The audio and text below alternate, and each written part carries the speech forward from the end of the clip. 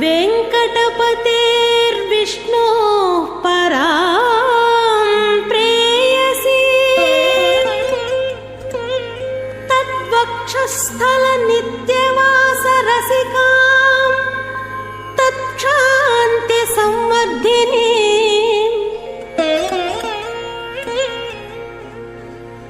पद्मालङ्कृतपाणिपल्लवयुगां पद्मासनस्थां श्रियं वात्सल्यादिगुणोज्ज्वलां भगवती वन्दे जगन्मातरम्।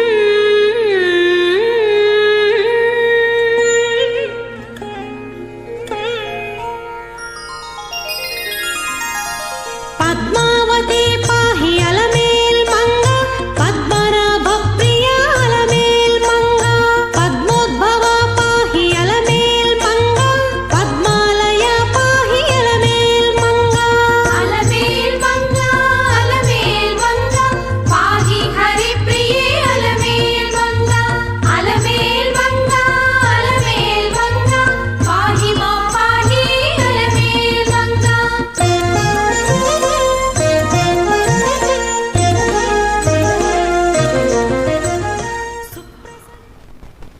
ఓం నమో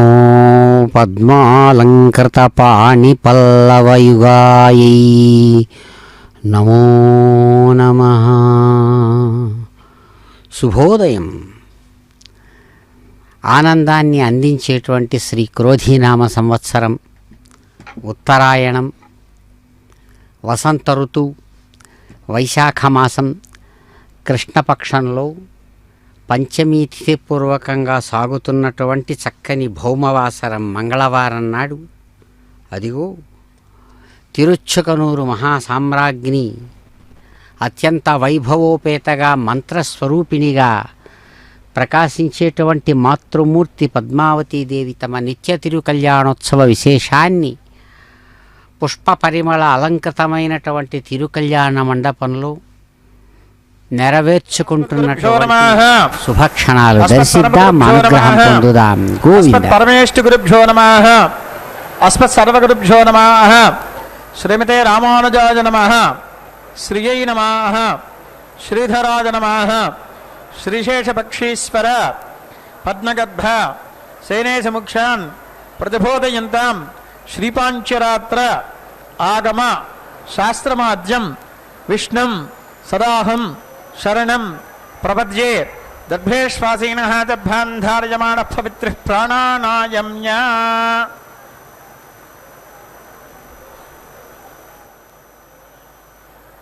గోర్భవసవరం గోవింద గోవింద గోవింద చెప్పండి. శ్రీ గోవింద గోవింద గోవిందాయ నమః. మహావిష్ణోః ఆజ్ఞయా ప్రవర్తమానస్య అద్య బ్రహ్మణః ద్వితీయపరార్ధే శ్రీ శ్వేతవరాహకల్పే వైవస్వత మన్వంతరే కలియుగే ప్రథమపాదే జంబూద్వీపే భరతవర్షే భరతఖండే మేరోః దక్షిణదిగ్భాగే శ్రీరంగస్య ఉత్తరప్రదేశే కృష్ణ కావేరీ మధ్యదేశే ఆదివరాహక్షేత్రే సువర్ణముఖరీ నదీ సమీపే పద్మావతి నాయిక్యాః సన్నిధౌ భగవత్ భాగవత ఆచార్య సన్నిధౌ అస్మిన్ వర్తమాన వ్యవహారిక చాంద్రమాణేన ప్రభవాది శ్రేష్ఠి సంవత్సరాణం మధ్యే శ్రీ క్రోధినామ సంవత్సరే ఉత్తరాయణే వసంత ఋతౌ వైశాఖమాసే కృష్ణపక్షే పంచమ్యాం ఉత్తరాషాఢ నక్షత్ర యుక్త వాసరః వాసరస్తు జయవాసరే శుభనక్షత్ర శుభయోగ శుభకరణ ఏవం గుణ సకల విశేషేణ విశిష్టాయాం అస్యాం శుభదిదౌ శ్రీమాన్ గోత్రోద్భవస్య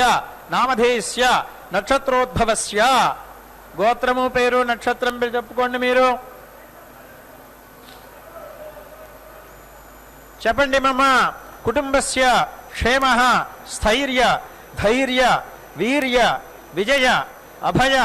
ఆయు ఆరోగ్య ఐశ్వర్య అభివృద్ధి సిద్ధ్యర్థం ధర్మ అర్థ కామ మోక్ష చతుర్విధ ఫలపురుషార్థ సిద్ధ్యర్థం మమ గృహే సర్వమంగళ కార్యాణి అనుకూల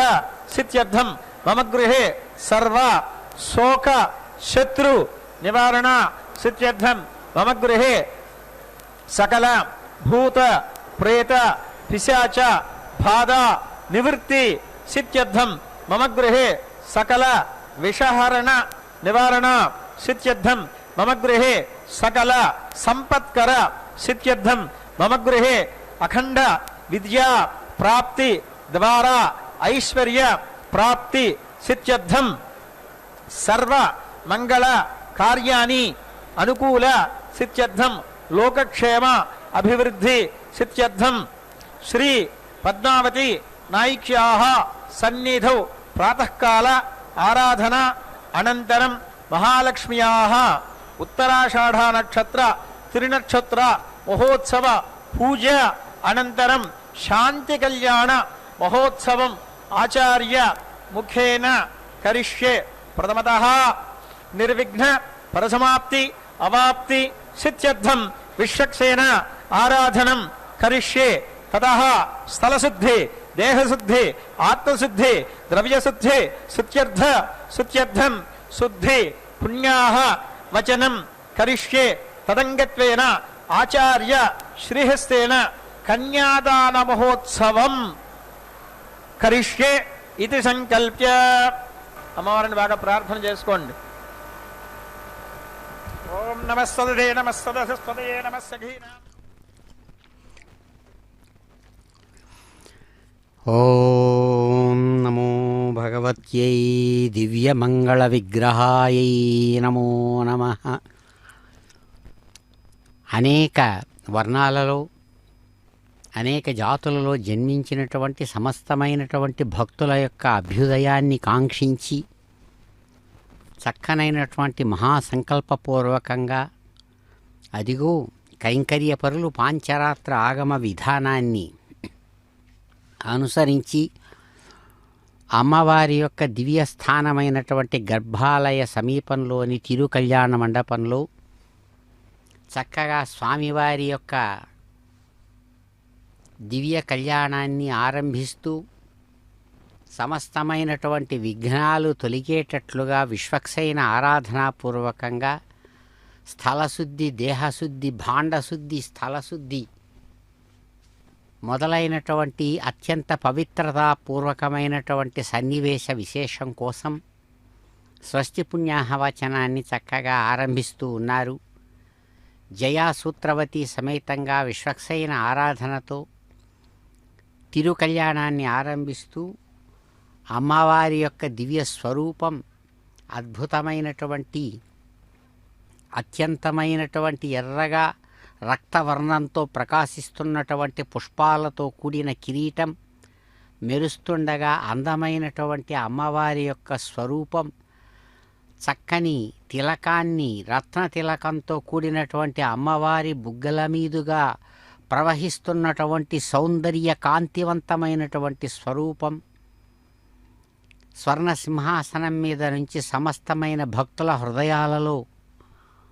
అత్యంత పవిత్రతా భావాన్ని కలుగజేస్తూ ఉండగా అర్ఘ్యపాధ్య ఆచమనీయాది విషయ విశేషాలతో కైంకర్యపరులు చక్కగా అదిగో తమ యొక్క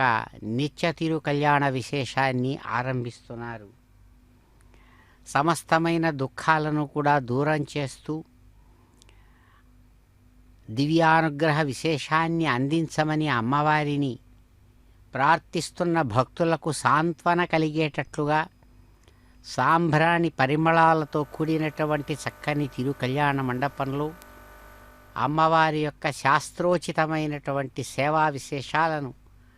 భక్తితో కూడినటువంటి ఉపచారాలను సేవలను శక్తి కొద్దీ సాగిస్తున్నటువంటి చక్కని ఆ సేవా విశేషాలను అమ్మవారికి అందిస్తూ అమ్మవారి అనుగ్రహం కోసం చక్కగా సేవలను అందిస్తూ ఉన్నారు. మాతృమూర్తి యొక్క అద్భుతమైనటువంటి స్థానంలో సమస్త దుఃఖాలు తొలగేటట్లుగా మమైకమైనటువంటి ప్రార్థనలతో మంత్ర విశేషాలతో కూడినటువంటి ఆ తిరుకల్యాణాన్ని స్వామి సాక్షీభూతంగా చక్కగా పచ్చని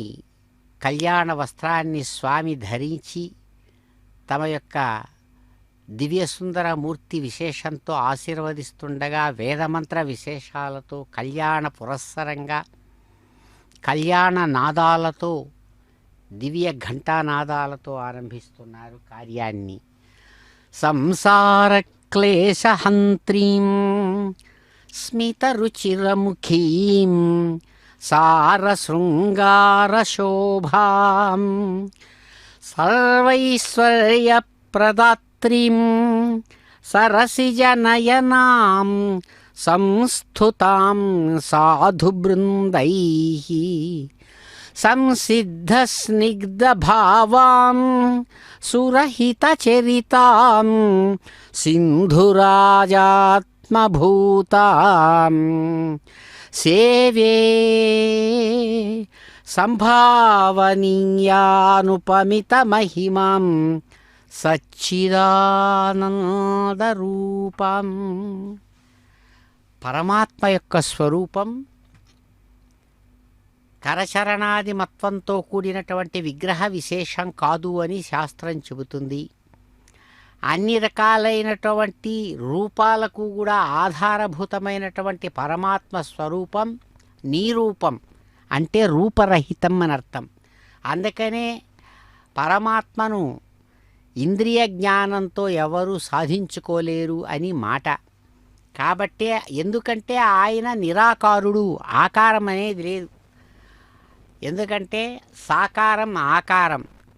నామరూప క్రియలతో కూడినటువంటి ఈ విశేషణాలతో ఉన్నటువంటి సమస్త వస్తువులు ప్రపంచానికి సంబంధించింది. అందుకనే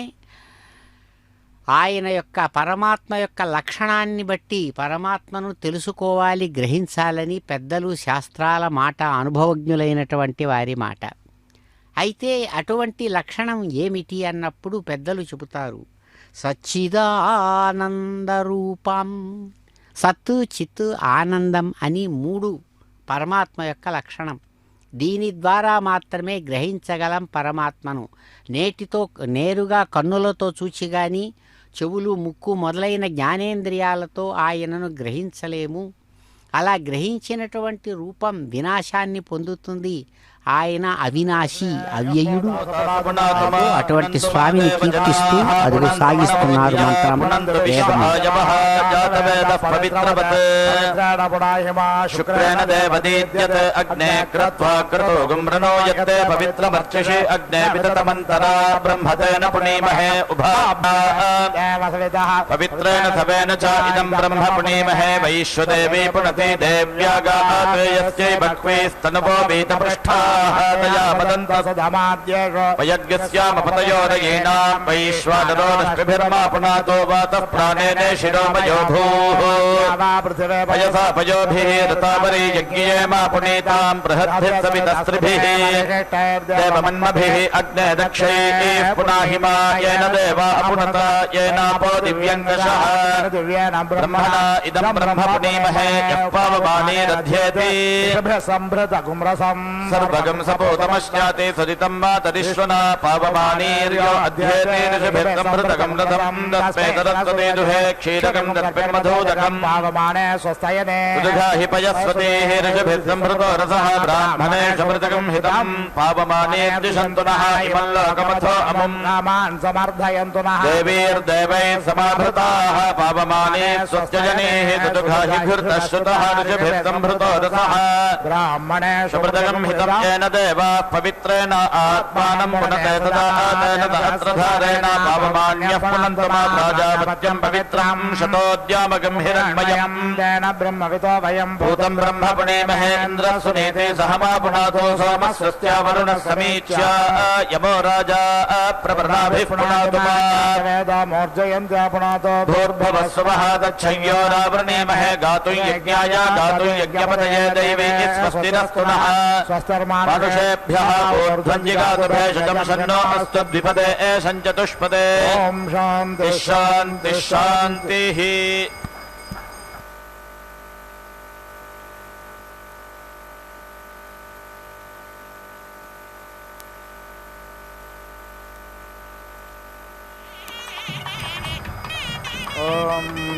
जाग्रतो दूरमुदयति दैवं ततो सुप्तस्य तथैवैते दूराङ्गमञ्ज्योतिषा मनःशिवसङ्कल्पमस्तु पितुर्नस्तोषं महाधर्मानन्दवेषे यस्यत्रतो योजसा वृत्रं विपर्वमर्दयत् अन्विदानुमते त्वं मन्याः शेषञ्चनस्कृधि प्रत्यय दक्षाय नो हेनो प्रणयो अग्नशितारिषः सिने बाले पृथुष्टुकेया देवानामसेश्वसात् युषस्वाव्यबाहोदं प्रजान् देवेदिभिनः पञ्चानद्यः सरस्वतीमपि यन्ति शस्त्रोतसः सरस्वती तु पञ्चधासो देशे भवत्सरित् त्वमग्न प्रथमो अङ्गिरार्षद्देवो देवानामभव शिवः सखा तव व्रते कवयो विद्मनापसो जायन्तमरुतो भ्राजदृष्टयः त्वन्नो अग्ने तव देवपायुभर्मघो नो रक्ष तन्वश्च वन्द्या प्रातातोकस्य तनय गवामस्य नेमेषज्ञ रक्षमाणस्तव व्रते उक्तानायामवभराचिकित्वान् सद्यः प्रवेता वृषणञ्जजाना अरुषस्थोः पौरुषादस्य पाजगिलायास्पुत्र वयुनेः जनिष्ठा इलायास्त्वापदे वयन्नाभा पृथिव्या अधि जातवेदो निधे मह्यग्ने हव्याय वह्लवे प्रमन्महेशवसानाय सोषमाङ्गोषङ्गिर्वानसे अङ्गिरस्वत् स्वरक्तेभ्यस्त्ववतरग्मियायार्चामार्कन्नरे विश्रोताय प्रवो महे महे नमो भरध्वमाङ्गोष्यग् शवसानाय सामा येनानः पूर्वे पितरः पदज्ञा अर्चन्तो अङ्गिरसोगा अविन्दन् इच्छन्ति त्वा सौम्यासः सखाय शृण्वन्ति सोमं दधाति प्रयाज्ञसे तितिक्षन्ते अभिषस्तिञ्जनानामिन्द्रत्वदा कश्चन हि प्राकेतः न ते दूरे परमाचिद्रजाज्ञस्यात्वप्रयाहि हरिवो हरिभ्यां स्थिराय वृष्णसवनाकृते मायुक्ता ग्रवाणः समिधाने अग्नौ अशाह्लयुत्स्वप्रतना स्वपप्रज्ञस्पर्शामप्सां प्रजनस्य गोपां भरेषु जाज्ञसोक्षितज्ञसुश्रवसञ्जयन्तन्त्वा मनोमदेम सोमा सोमो धेनुज्ञ सोमो अर्वन्दमो शुज्ञ सोमो वेरङ्कर्मण्यं ददाति साधन्यं वेदध्यज्ञ सभेयं पितृश्रवणयो ददाशदस्मै त्वमिमावोषधे स्वमविश्वास्त्वमपो अजनयस्त्वङ्गाः त्वमाता तं तोर्वन्तरिक्षञ्चन्तो त्वं ज्योतिषा पितमो ववर्ध देवेन नो मनसा देव सोमरायो भागज्ञसाहसाव नभियुध्याम् मात्वातनदेशेष वीर्यस्वभयेभ्यः प्रचिकित्सागयिष्ठ अष्टाव्यज्ञत्ककुभः पृथिव्यास्त्रे धन्वयोजना सप्त सिन्धो हिरण्याक्षसविता देव आगाद्दधद्रत्नादासुषे भार्याने हिरण्यशृङ्गो यो अस्य पादामनोजवा अवार इन्द्र आसीत् एवा इदस्य विरद्यमायन्यो अर्वन्तं प्रथमो अध्यतिष्ठत् देवेन नो मनसा देवसोमरायो भागज्ञसः सहसावन्नभियुध्य मात्वाता नदेशेषे वीर्यस्वभयेभ्यः प्रचेकित्सागयष्टौ अष्टौ व्यघ्यत्ककोभः पृथिव्यास्त्रेधन्वयोजना सप्त सिन्धोन् रण्याक्षसाविता देव आगाद्दधद्रत्ना दासुषे वार्याने हिरण्यपाणिः सविता विचर्षणिरुभेद्या वा पृथिवी अन्तरे यते अपामेः वां बाधते वेति सूर्यमभिकृष्णेन रजसा द्यामृणोति हिरण्यहस्तो असोरस्वनेथस्व मृळेकस्तवायात्वर्वाङ् अपसेधन् रक्षसो यादुधानानस्थाद्देवः प्रतिदोष गृणाणः एते पन्थाः सवितः पूर्व्यासोरेण सुकृता अन्तरिक्षे ते भर्णो अद्य पथिभिः सुखेभिरक्षाजनो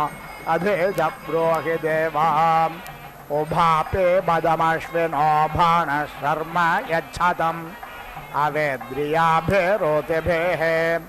अप्नस्वतेमश्विना वाचमस्मे कृतन्नो दस्रावृषणामनीषाम् अद्योत्यवासे निःपायेवामृधे च नो भवतं वाजसातौ युभिरक्त्वभिः परे पातमस्मानरिष्टेभिरश्विना सौभाग्यभिः तन्नो मित्रो वरुणो मामहन्तामदिति सिन्धुपृथिवी उतद्योः आकृष्णेन रजसा वर्तमानो निवेशयन्नमृतं मर्त्यं च हिरण्ययेन सविता रथेन देवो यभुवनानि पश्यन् आरात्रिपार्थे वग्रजः पितरप्रायुधामभिः दिवः सदा अग्नसि बृहते वितिष्ठसा त्वेषं वर्तते तमाः उषस्तच्चित्रमाभारास्मभ्यं वाजिनेवते येन तोकञ्च तनयञ्च धामहे प्रातर्जितं भगमुग्रज्ञो वेम वयं पुत्रमदितेर्यो विधर्ता आध्रश्चिद्यं मन्यमानस्त्वरश्चिद्राजा चिद्यं भगं भक्षेत्याह पोषन्तवो रते वयन्नरिष्ये मकदाचनां स्तोतारस्तैः स्मसे पथस्पथः परे पतिं वचस्याकामेन कृतो अभ्यानलर्कं सनारासश्चरुधश्चन्द्रार्ग्रा धियं धियज्ञशेषधाति प्रपोषा त्रीणि पदा विचक्रमे विष्णुर्गोपा अदाभ्यः अतो धर्माणि धारयन् तद्विप्रासो विपन्यवो जागृवाग् सस्वमिं धते विष्णोर्यत्परमं पदं घृतवते भुवनानामभिश्रयोर्वे प्रच्छेमा दुदुघे सुपेशसा यावा पृथिवी वरुणस्य धर्माणाविष्काभिते अजरे भूरे रेतसा येन सपत्ना अपते भावन्तीन्द्राग्निभ्यामवाबाधामहेतान् तसावो रुद्रा आदित्या उपरिस्पृशम् मोग्रञ्चेत्तारमधिराजवक्रन् आनासत्यात्रिभिरेकादशैरिह देवेभर यातं मधुपेयमश्विनाम् प्रायुस्तारे कन्नेरभाग्यसमृक्षतज्ञ सधतन्देशो भवतज्ञ स च भुवा एष वस्तोमो मरुत इयङ्गिर्मान्दार्यस्य मान्यस्य कारोः एषा यासेष्टन्वे वयां विद्यामेघं रुजरञ्जेरदानम्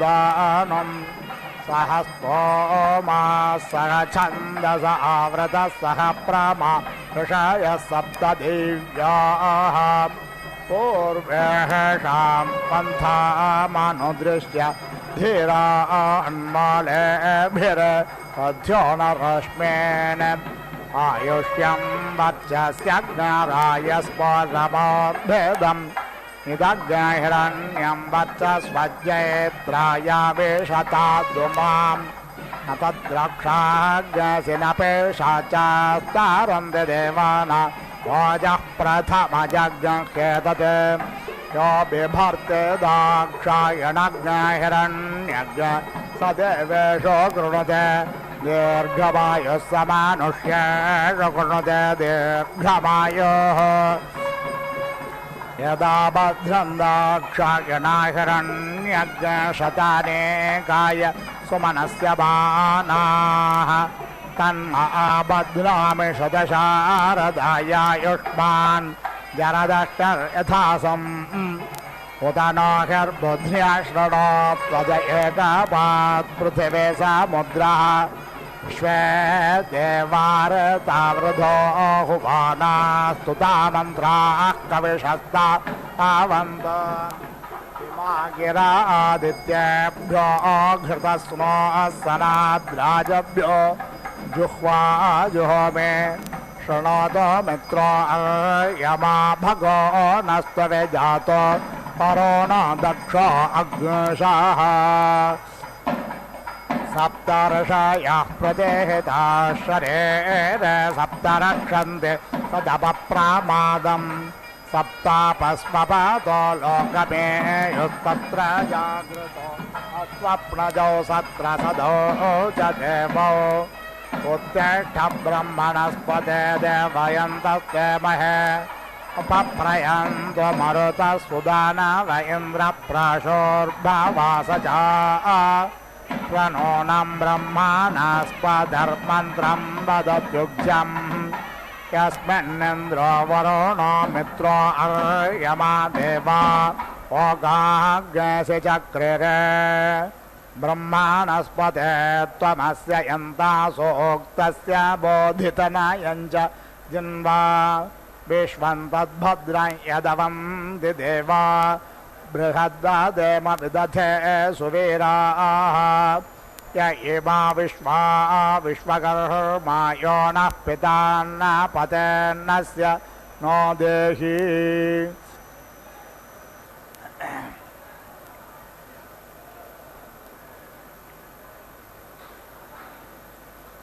देवसवितः प्रसोभयज्ञं प्रसोभयज्ञपतिं भगाय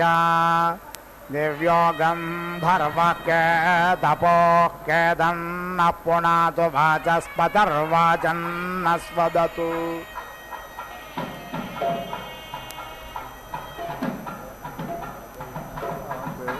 पुष्पाणि देवसवितर्दुरितानि परासुवा यद्भद्रं आसोवा विभक्तारज्ञ हवामहे वसोश्चैत्रस्य राधसः सवितारन् प्रचक्षसं ब्रह्माणे ब्राह्मणं क्षत्राय राजन्यं मरुद्भ्यो वैश्यं तपसे शूद्रं तपसे तस्करन्नारकाय पेरहनम् पापणे क्लेबमाक्रयाय अयोगोऽङ्कामाय पुग्नश्चलोमतिकृष्टाय मागधम् वृत्ताय सोतङ्गीताय शैलोषं धर्माय सभाचरन्नरिष्ठाय भेमलम् नर्माय रेभग्हसाय कारे मानन्दाय स्त्रे शखं प्रमदे कुमारे पुत्रं मेधाये रथकारं धैर्याय तक्षाणम् तपसे कौलालं मायाये कर्मारज्ञ रूपाय मणिकारज्ञ शुभे वपज्ञ शरव्याय युषुकारज्ञ हेत्ये धनुष्कारम्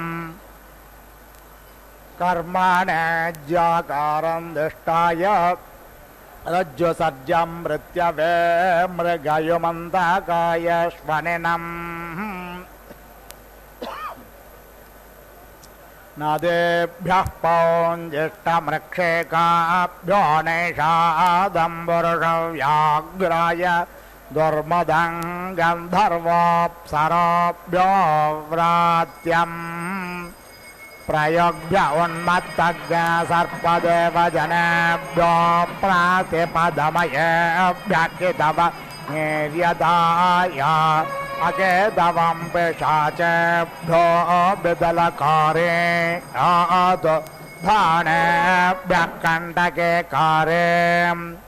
सन्धये जारङ्गे हायोपपतिमार्त्यै परे वित्त निररत्ये परविविधानमराध्या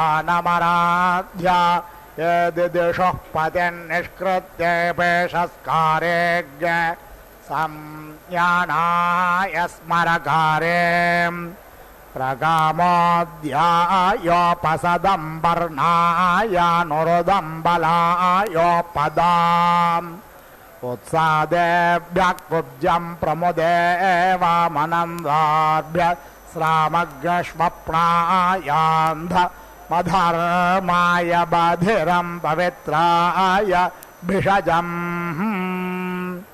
प्रज्ञानाय नक्षत्रदर्शमाशिक्षायै प्रश्निनमुपशिक्षाय अभिप्रश्निनं मर्यादायै प्रश्नविभागम् अर्मेभ्यो हस्ते पञ्चवायाश्वपं पुष्ट्ये गोपालं वीर्याय विपालं तेजसेज पालमिराय केनासं केलालाय सुराकारं भद्राय गृहपग्रश्रेयसे वित्तध माध्यक्षायानुक्षत्तारम् भायेदार्वाहारं प्रभाया अग्नेधं भद्रस्य विष्टपायाभिषेक्तारं वरिष्ठाय नागाय परिवेष्टारम् देवलोकाय पेषितारं मनुष्यलोकाय प्रकरितारज्ञ सर्वेभ्यो लोकेभ्य उपसेक्तार मवारत्ये वधायोपमन्थितारं मेधाय वासः पल्पूलें प्रकामाय रजयित्रीं हृदयस्तेन हृदयं वैराहत्याय पिशोनं विविक्त्यै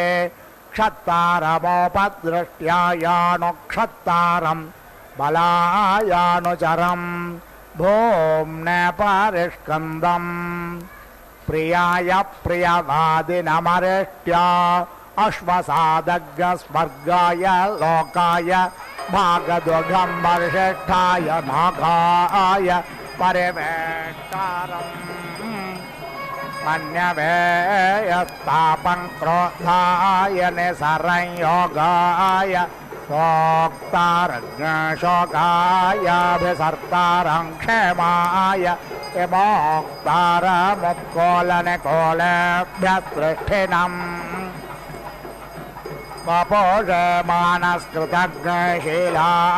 वपोषमानस्कृतज्ञशीलायाञ्जनेकारे नररत्यै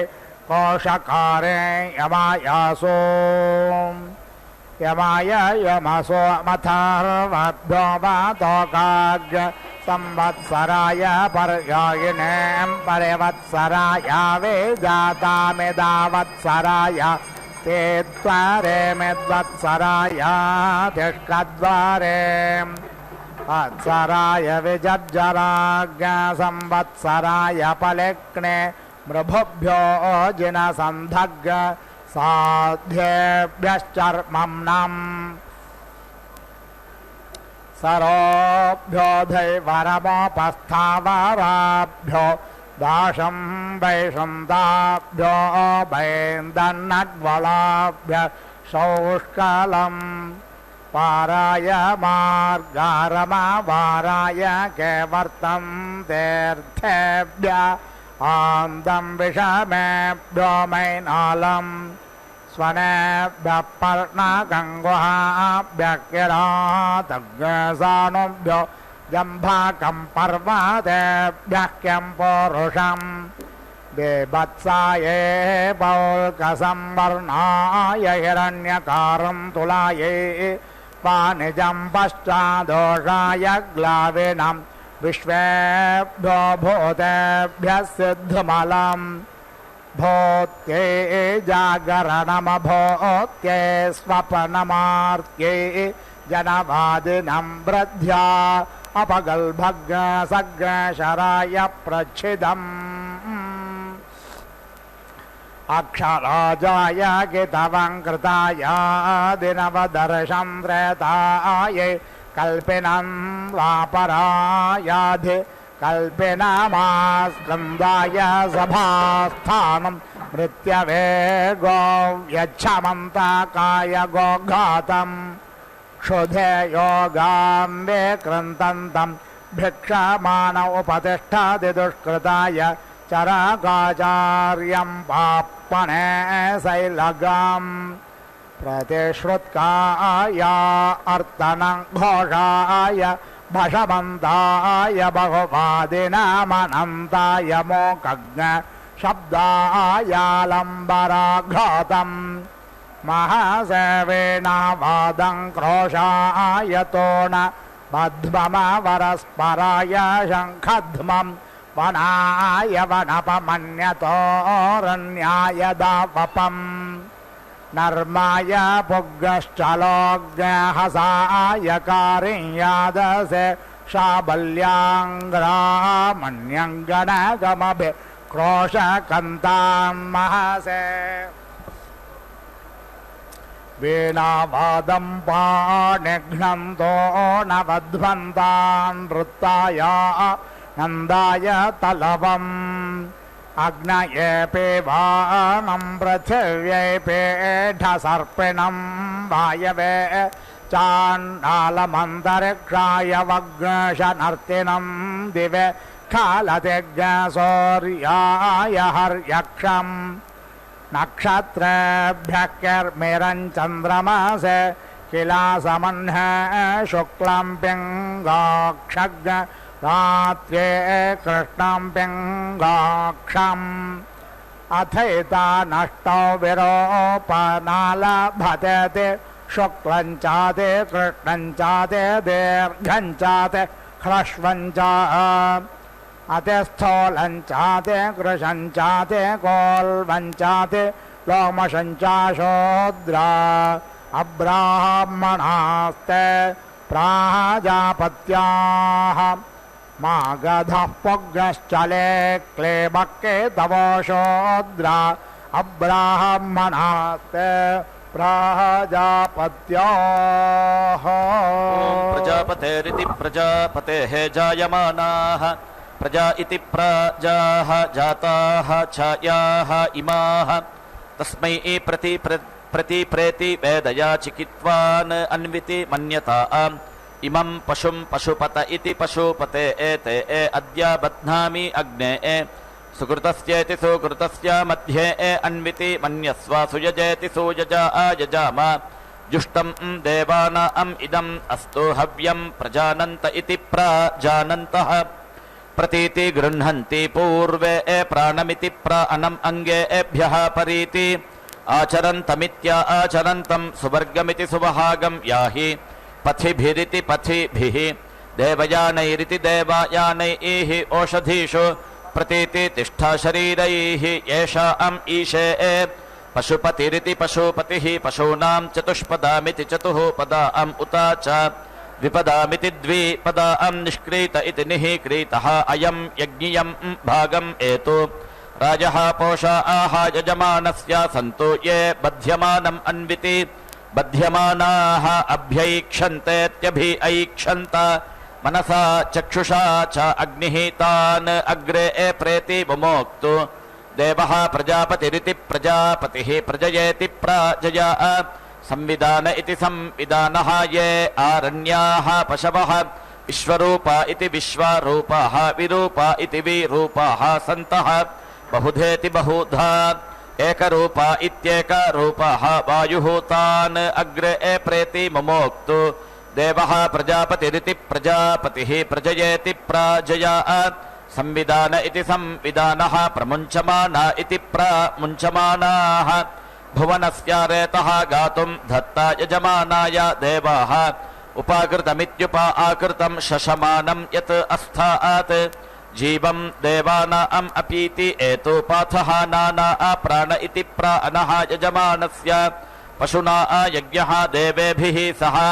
देवयान इति देवयानः जीवं देवानाम् अपीति एतु पाथः सत्याः सन्तो यजमानस्य कामा यत् पशुः मायुम् अकृता उरः वा आपद्भिरिति पत्भिः आहत इत्याहते अग्निः मा तस्मात् येन सह विश्वात् मुञ्चतो अगंहसः शमितारः उपेतनेत्युपा एतना यज्ञम् देवेभिः इन्वितं पाशात् पशुं प्रेति मुञ्चता बन्धात् यज्ञपतिमिति यज्ञापतिं परि अदितिः पाशं प्रेति मुमोक्तु एतं नमः पशुभ्य इति पशुभ्यः पशुपतय इति पशुपतये करोमि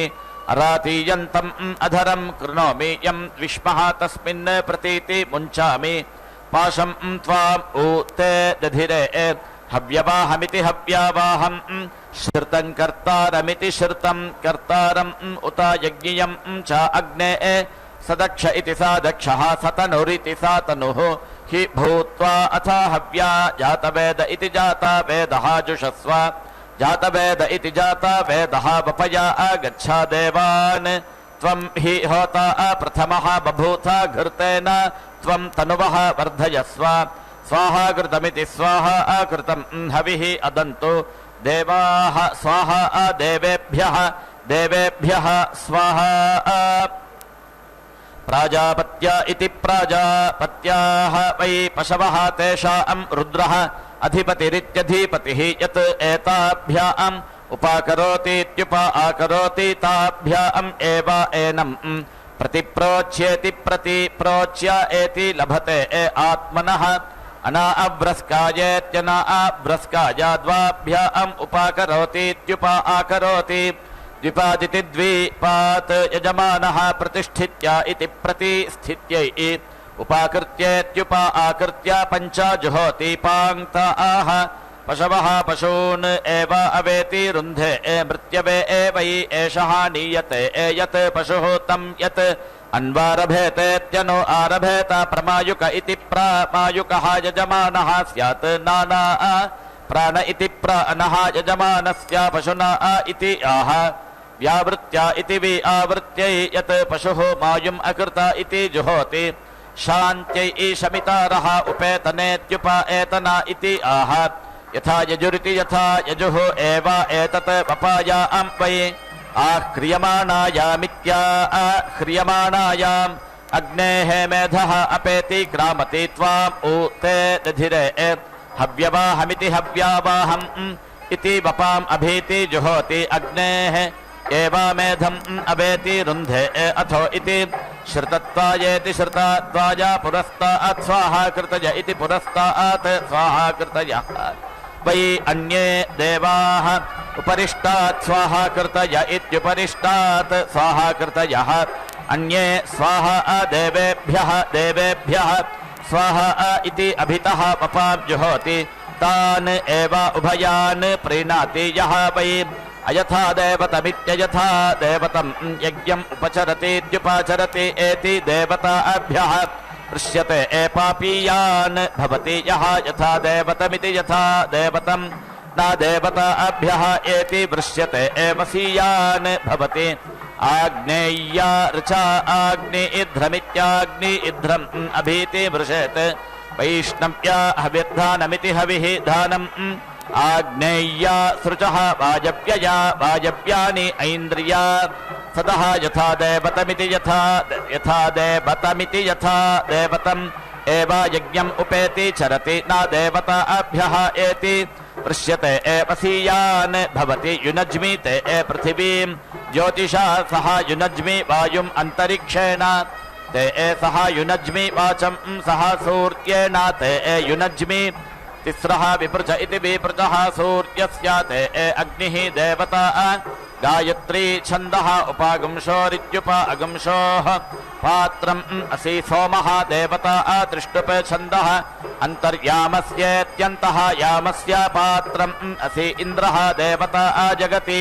छन्दः इन्द्रवायुवोरिति इन्द्रवायुवोः पात्रम् असि बृहस्पतिः देवता अनुष्टुभित्यनुष्टुप छन्दः मित्रावरुणयोरिति मित्रावरुणयोः पात्रम् असि अश्विनौ देवता पङ्क्तिः छन्दः अश्विनोः पात्रम् असि सूर्यः देवता बृहति छन्दः शुक्रस्य पात्रम् असि चन्द्रमाः देवता सतो बृहतीति सतः बृहति छन्दः मन्थिनः पात्रम् असि विश्वे देवाः देवता उष्णिः छन्दः आग्रयणस्य पात्रम् असि इन्द्रः देवता ककुत् छन्दः उत्थानां पात्रम् असि पृथिवी देवता विराडिति विराट् छन्दः ध्रुवस्य पात्रम् असि इष्टर्गः वै अध्वर्युः यजमानस्य इष्टर्गः खलु वै पूर्वः अर्ष्टुः क्षीयते ॐ संज्ञानं विज्ञानं प्रज्ञानं जानदभिजानत् संकल्पमानं प्रकल्पमानमुपकल्पमानमुपक्लुप्तं क्लुप्तं श्रेयोमसीज आयत् सम्भूतं भूतं चित्रकेतुः प्रभानाभात् सम्भात् ज्योतिष्मागस्तेजस्वानातपग्रस्तपन्नभितपन् रोचनो रोचमानः शोभनः शोभमानः कल्याणः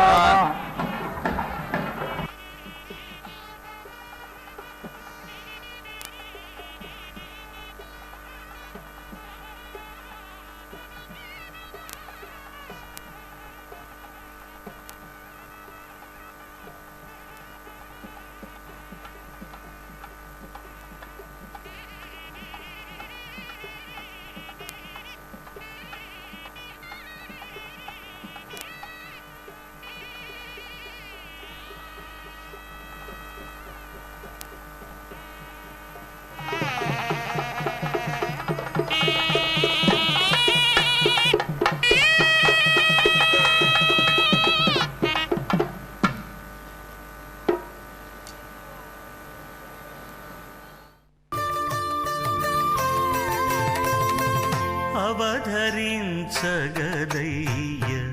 అన్ని రసములు నీవు దివురుచునవ్వెనిరే తేనెమో విరసము అవధరించగదయ్య అన్ని రసములు నీవు దివురుచునవ్వెనిరే తేనెమో విరసము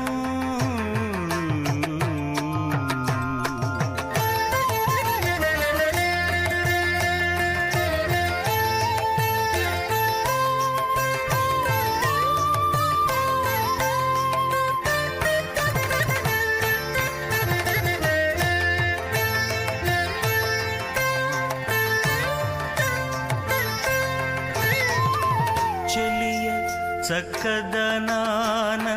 శృంగార రసము వెలయ బొమజంకెనల వీర రసము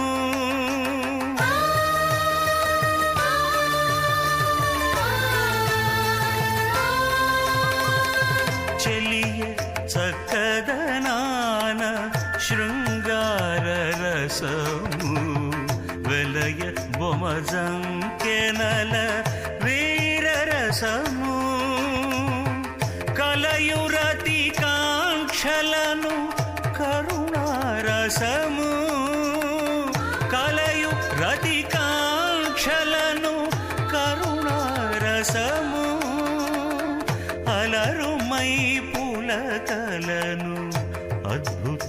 రసం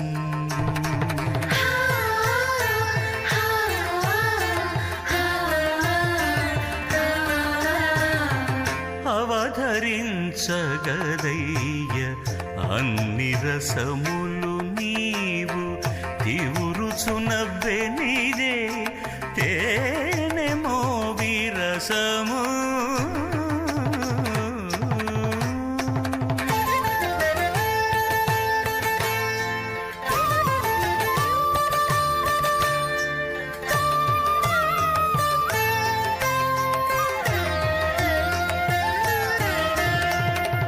తరుణి సరసములను తగు హాస్య రసము పరుషంపు విరహాన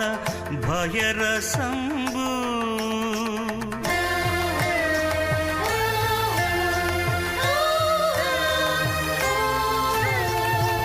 తరుణి సరసములను తగు హాస్య రసము పరుషంపు విరహాన భయరసంబు బెరయు నిబ్బరములను బీభత్సరసము గరిమ మరు యుద్ధాన ఘన రౌద్ర రసము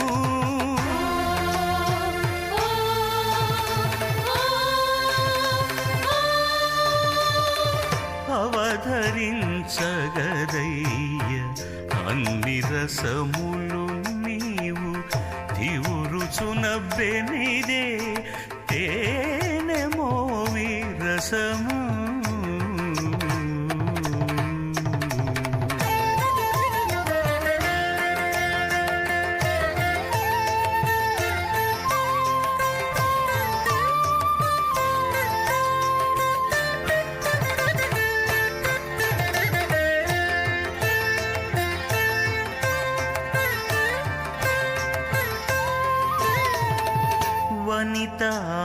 వనితానందముల వడి శాంతరసము ననుపు మంతనములను నవరసములు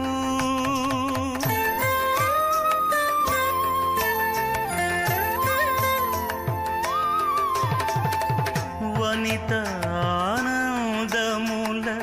వడి శాంతరసము ననుపు మంతనములను నవరసములు యనలేని శ్రీ వెంకటేశానితో కూడి యనలేని శ్రీ వెంకటేశానితో కూడి దినదిన వినోదాల తిరమాయే రసము దినదిన వినోదాల తిరమాయ రసము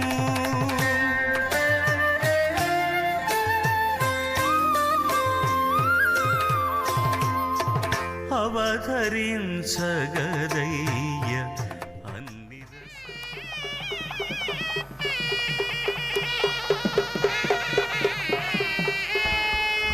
ఓం ఇష్టర్గః వై అధ్వర్యుః యజమానస్య ఇష్టర్గః ఖలు వై పూర్వః అర్ష్టుః క్షీయతే ఆసన్యాత్ మా ఆమంత్రాత్ పాహి కస్యాః చిత్ అభిషస్త్య ఇత్యభిషస్త్యాః इति पुरा प्रातरनुवाकादिति प्रातः अनुवाकात् जुहुयात् आत्मने एवातत् अध्वर्युः पुरस्तात् शर्मा नश्यते अनार्त्यै संवेशायेति संवेशायात्वा उपवेशायेत्युपवेशायात्वा गायत्र्याः त्रिष्टुभः जगत्याः अभिभूत्या इत्यभिभूत्यै स्वाहा प्राणापानाविति प्राणा अपानौ मृत्योः मा आपातम् प्राणापानाविति प्राणा अपानौ मा आहासिष्टम् देवतासु वै एते प्राणापानयोरिति प्राणा अपानयोः व्यायच्छन्त इति वि आयच्छन्ते येषां सोमः समृच्छत इति समृच्छते संवेशायेति संवेशायात्वा उपवेशायेत्युपवेशायात्वा इति आह छन्दागंसि वै संवेश इति संवेशः उपवेश इत्युपवेशः छन्दोभिरिति छन्दःभिः एव अस्य छन्दागंसि वृङ्क्ते प्रेतिवन्तीति प्रेतिवन्ति आज्यानि भवन्ति अभिजित्य इत्यभिजित्यै मरुत्वतीः प्रतिपद इति प्रतिपदः विजित्य इति विजित्यै उभे इति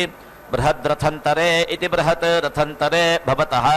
इयं वा रथन्तरमिति रथं तरम् असौ बृहत् आभ्याम् एव एनम् अन्तः एति अद्या वा रथन्तरमिति रथं तरं श्वः बृहत् अद्याश्वादित्यद्याश्वात् एव एनम् अन्तः एति भूतं वा रथन्तरमिति रथं तरम्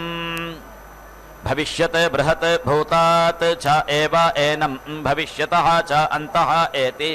परिमितमिति परिमितं वा रथन्तरमिति रथं तरम् अपरिमितमित्यपरिमितं बृहत् परिमितादिति परिमितात् च एव एनम् अपरिमितादित्यपरिमितात् च अन्तः एति